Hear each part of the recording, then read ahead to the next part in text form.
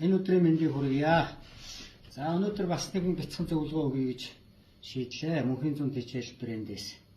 За энэ ямар зөвлөгөө вэ гэхтэн зэрэг одоо усан суурьтай гидропоникийн аргаар улаан буудаг одоо ингэ соёолуулж ийм хэмжээний ургуулхад бас ямар бүтээгдэхүүнийг бас ашиглахад тохиромжтой вэ гэдгийг бас та бүхэндээ хэлье. За энэ улаан буудай 100% улаан бууданаас гадна бид нар бол одоо энэ гумины бордоо гэж шинт бор гэж ийм гумины бордоо байдаг.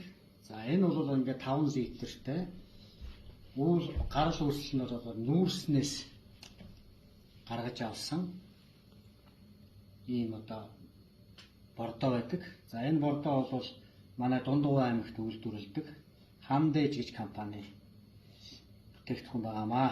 За энэ бол ямар үйлчлэгээтэй юм ихтэй зэрэг тухайн үрийг аливаа модыг цэцгийг хүнсний ногоог бүгдийг одоо бордоход одоо ашиглагддаг ийм юм байгаа. За би та бүхэнд нэг утсыг нь хэлээд өгчий.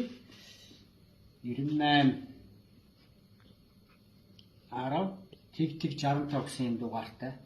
За энэ бол задлаад үзэхлээр дотор нь бол ийм 5 литрийн шингэн байгаа. Задлаад үзэхэд бол хар хөрөнгө өнгөтэй энэ гумины бордоо шинт бор гэдэг нэртэй ийм бордоо байгаа. За энийг одоо яаж ашиглах вэ? Энэ улаан буудаг тариалахдаа юундаа яаж ашиглах вэ гэхтэн зэрэг 2 тонн усанд буюу 2000 литр усанд бол энийг хийн.